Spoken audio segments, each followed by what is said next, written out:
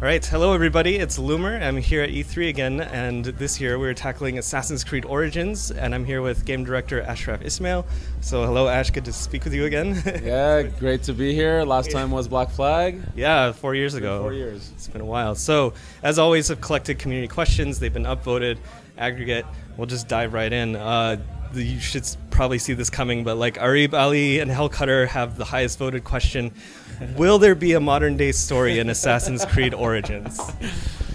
So, we're here at E3 announcing the game, letting people play the demo, get an experience of it. We're explaining about that it's really the birth of the Brotherhood as we knew it since AC1. Yeah. So we're focused on that here. We're not talking about anything outside of that for now.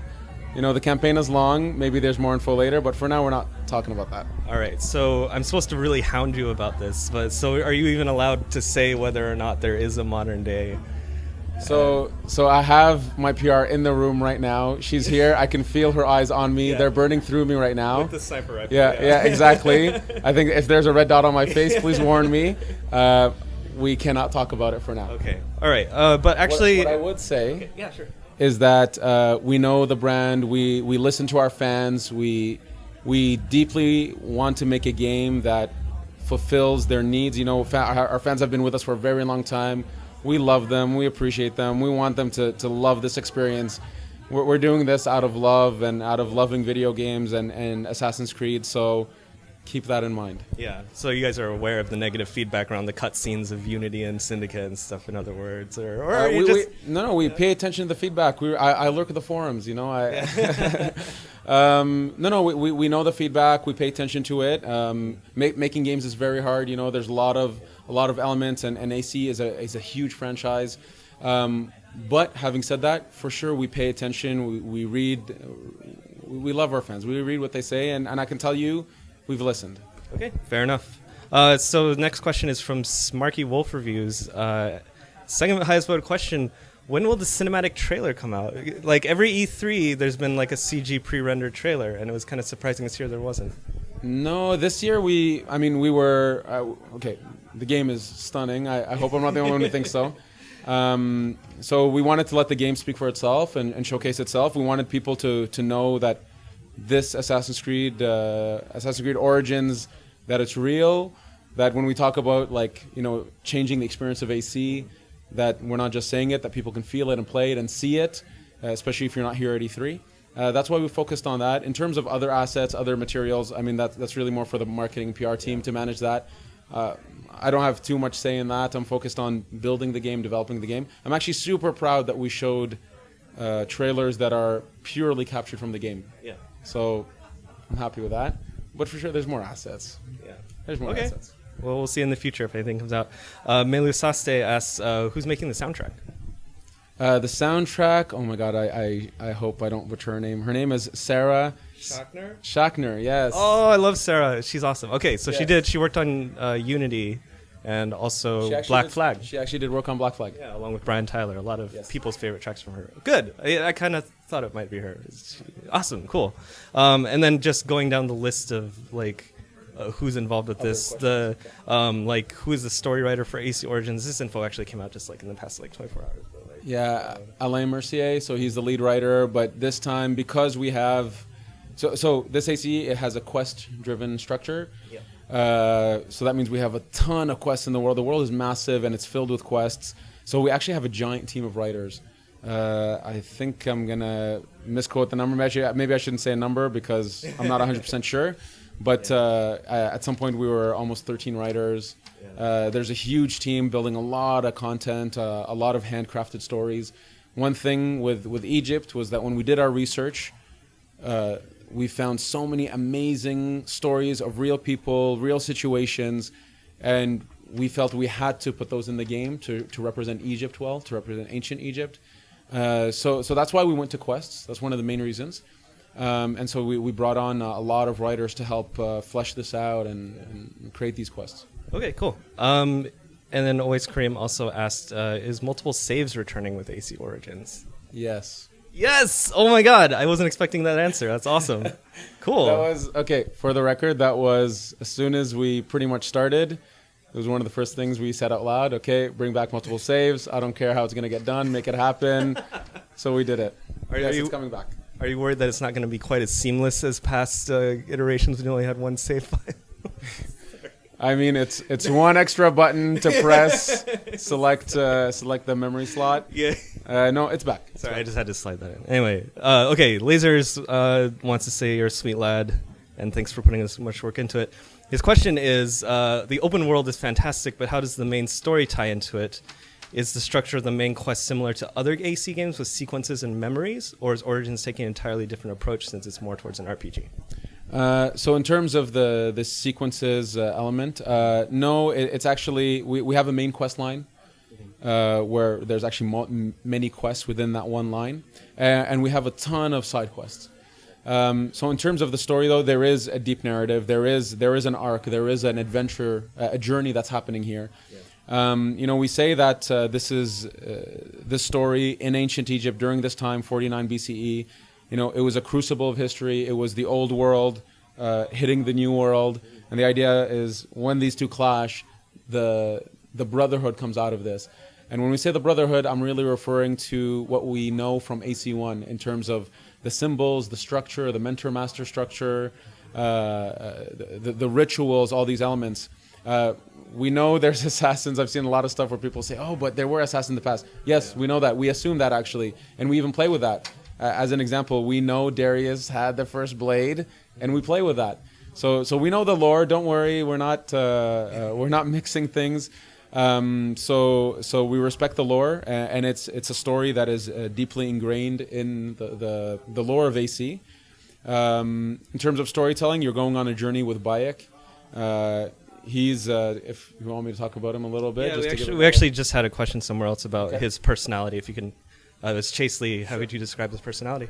So Bayek. Okay, so who he is first? It's he's a Magi, which is an ancient Egyptian protector. He's from an ancient line of warriors who are trained, but they're also there for the people of Egypt.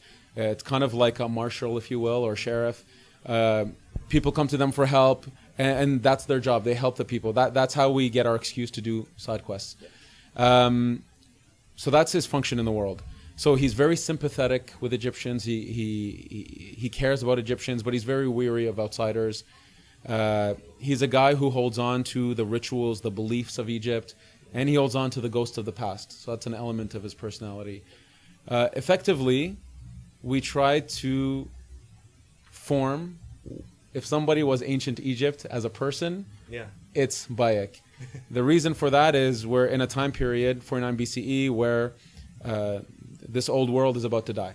The line of pharaohs is almost going to end. The gods are going to die. The life of Egyptians will forever change. And so as a new world order is coming in, the idea is if he represents this old world, what does he need to do? What does he need to become part of this new world? And this is the story that eventually leads to, it's a personal story, that eventually leads to the birth of the Brotherhood, since we know it from AC1. Okay, great. That sounds great. So Final Paradigm 07, do we really have a button to toggle our hood on and off? So you can manually toggle the hood on and off. It's not a button on the controller. We didn't have a button free for it. Yeah, it's in the menu, right? It's in the menu, but it's in full control of the player. You can put it on and off. It's not linked to any system. It's not linked to whatever. It's the player can fully control it. It's not on the controller, sorry. But hey, progress, right? Yeah, you're like 80% of the way there, Ash. Wow, very harsh. No, okay. Well, at least you understand that. No, that is actually a really good product. I think a lot of people will be afraid. They'll appreciate that, and then a few people are going to be like, "Oh, but I really want the button so you can do the animation." Like maybe we'll need another few years of tech to get into that. Make it a PS4 exclusive and put it on the touchpad. Like swipe it. You can patch that in. Okay. AC Universe asks, AC Origin seems to be really combat oriented, and he's a little worried about the main assassination missions being replaced by the boss fights. So are there still main assassination missions similar to black box missions? This is from the perspective of a stealth player. So believe me, 100%. We talk about combat a lot because it is a brand new system, and as a team, we're super proud of what we've achieved in combat.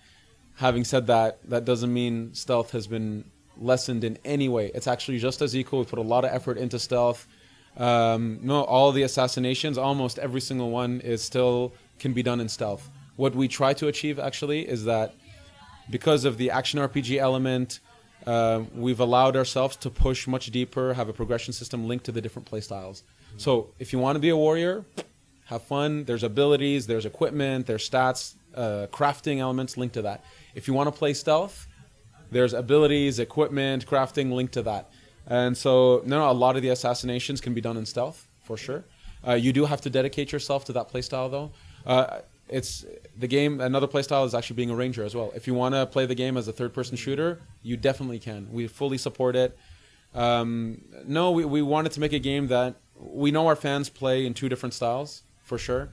And we know this through stats. Yeah. So it's not just a theory. And we wanted to let players just create the kind of assassin they want to play. And so we've given a lot of effort and tools to be able to do that. So no worries about that, about the boss fights or whatever. There are boss fights for sure. But the main assassinations can be handled in stealth, pure stealth. Okay, great. Just make sure you put all your points in the hidden blade, right? Exactly. Craft the hidden blade to be able to do more damage. Again, we want you to be dedicated to that. Yeah. So yeah. Okay, great. All right, we just got time for a couple more questions. Hugh Pritchard asks, how long can we expect the main game to be? The game is huge. In terms of just pure content, side quests, locations, things to do, I can say it's easily the biggest game we've ever made, scope-wise. In terms of time, I don't want to give it a time because I don't want to get it wrong, and I don't want to say something that's not correct. I can promise you that in terms of all the side quests, the main path, it's a decent game. It's very good. It's quite long.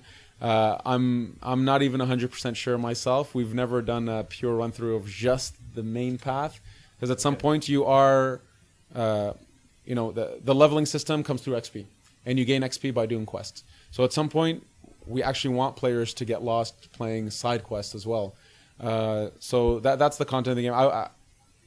People should not worry about do we have enough stuff to do in this game. Yeah. That's not an issue.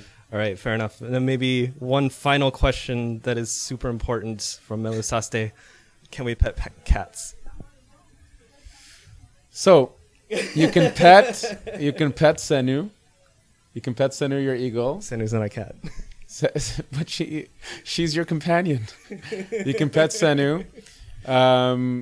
But as of right now, you can't pet cats. Oh, ouch. I just played the Far Cry 5 demo, and you can pet your dog, and it comes up and licks the screen.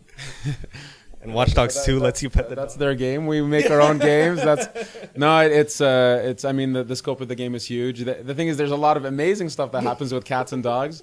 There's one village in the world where there's cats that will naturally, we've set it up so that they naturally get attracted to Bayek as he comes through. And so you'll have 3 or 4 cats chasing you in this village, running through your feet and stuff and waiting for you to pay attention to them. But so far, just to be purely honest and open, as of right now, you can't pet cats. Maybe I can do a super fan patch that lets you toggle the hood with a special button input and pet cats. We'll see. Okay. All right. And then actually, since we know this is a yes/no answer, real quick, Tamara R asks, will there be jumps in some other time periods like Napoleon's campaign? Actually, I don't know if this is public or not. Oh, it's okay. I'll say it. No, but we don't have time anomalies, if that's what the reference is. Pretty much. There are a lot of really cool exotic moments in the game. Those we'll talk about much later. But and some of them are hinted at in the trailers, so take a look at those. But in terms of time anomalies, no, there aren't any. Yeah. Okay, great. Well, thank you everybody so much for your questions and your votes. Hopefully we got most of your questions answered, and thank you, Ash.